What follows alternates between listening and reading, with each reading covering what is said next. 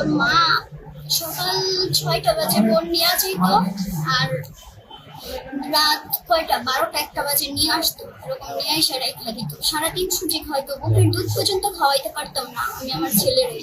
ফুসলাই নিয়ে অনেকদিন রাখার পরে হেয়ার পরে মনে করেন আবার আমি করছি, হেয়ার পরে মনে করেন আবার এই মেয়েরে আবার মনে করেন আনছি কয়ে ঠয়ে হেয়ার পরে আবার মেয়েরে আবার এই ছেলে আবার নিয়ে গেছে ঘর থেকে বাইর করে।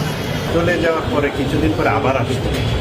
আসার পরে এফিডেভিটের মাধ্যমে আবার বিয়ে হয়েছে। বিয়ে হওয়ার পরে কিছুদিন রয়েছে, এরপরে বাচ্চা হয়েছে, এরপরে আবার মেয়েটা তালাক দিয়ে চলে গেছে বাচ্চা। বর্তমান বয়স 13 বছর 4 মাস 23 দিন। সেক্ষেত্রে 18 বছর না পর্যন্ত আমাদের আইনে একটা মেয়ে তো কখনো বিয়ে হইতে পারে না, আর সেখানে তার অলরেডি একটা বাচ্চা। এখন এই শিশু এবং এই বাচ্চা দুজনের দায়িত্ব এখন কে নেবে, এটাই এখন দেখার বিষয়। বাবা বলে স্টপ করছে, তোমার বাবা কোনো স্টপ করে নাই। তারপর মানে আমার কাছে আছে 1 ঘন্টার কথা আগে আছে, 3 মাস আগে।